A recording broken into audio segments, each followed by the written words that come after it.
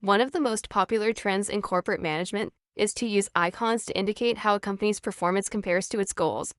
If you set up your workbook as a dashboard that summarizes performance, you can use indicators such as the familiar red, yellow, and green stoplight images to indicate acceptable, unacceptable, and excellent results.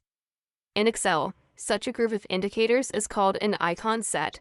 To apply an icon set conditional format to a pivot table, click any cell in the PivotTable data field, then on the Home tab, click the Conditional Formatting button, point to Icon Sets, and then at the bottom, click More Rules.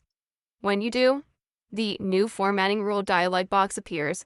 The first thing you can do is select which cells to apply the rule to, and in this case, you only want the cells in the body of the pivot table, not the grand total or subtotal cells. So you should select the third option, which is all cells showing sum of revenue values for month and company. Next, you can select the icon style that you want.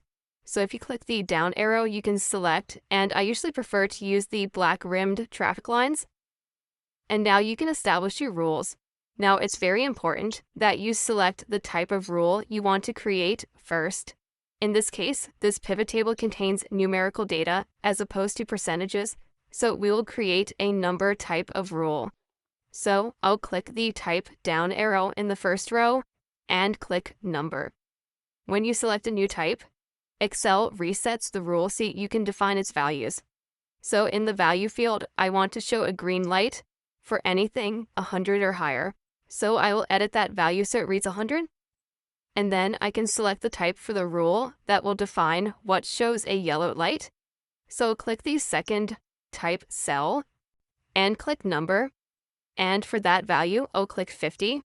So that rule says that it will display a yellow light for any value less than 100 and greater than or equal to 50. And the final rule says that it will show a red light for anything else. So with those changes in place, I can click OK. And Excel applies the conditional format to the body of the pivot table. Icon sets can provide useful information about large data sets, but they really come into their own when you use them to summarize a relatively small amount of data.